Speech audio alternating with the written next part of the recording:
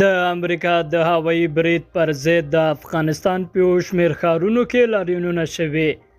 د افغانستان د بېلابېلو ولایتونو اوسیدونکو نن د جمعې تر لمانځه وروسته په کابل کې د متحده ایالاتو د وروستي هوایي برید پر ضد لاریون وکړ.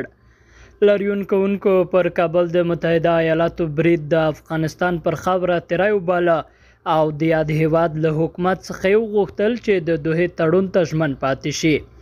دغو افغانانو همدارنګه په خپلو شعارونو کې ویل موږ د افغانستان پر خاوره د امریکا او د هغوی د حامیانو تیری غاندو.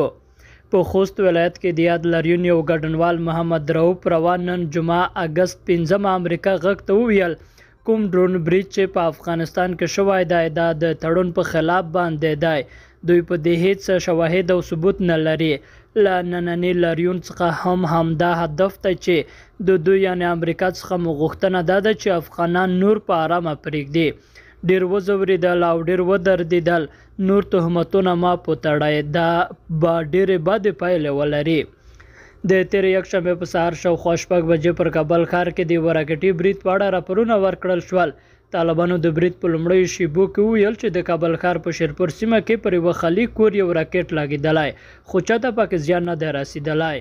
خو د امریکا د متحده ایالاتونو ولسمشر جو بایډن د دوشنبې په ورځ اعلان وکړ چې د القاعده شبکې مشر ایمن الظاهري په کابل کې د امریکا د بې پیلوټ الوتکې په برید کې وژل شوی دی.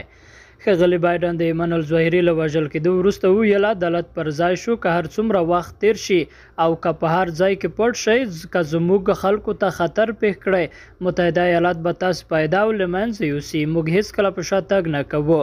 بایډن ټینګار وکړ چې امریکا به هیڅکله د دې اجازه ورنکړي چې افغانستان د ترهګرو په پناه ځای بدل شي.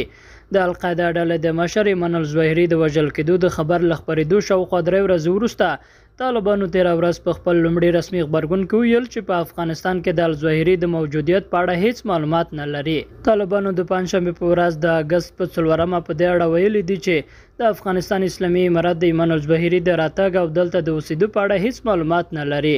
خو طالبانو په اعلامیه کې منلې ده چې امریکا په کابل کې د بې پیلوټ الوتکې برید کړی دی او ویلي دي چې په دې کار سره د افغانستان قلمرو یې نقض کړ. دا یې له ټولو بین المللي اصولو سرغړونه یو ځل بیا یې په کلکو ټکو غاندو. درنو لیدونکو له ملتیا مو مننه.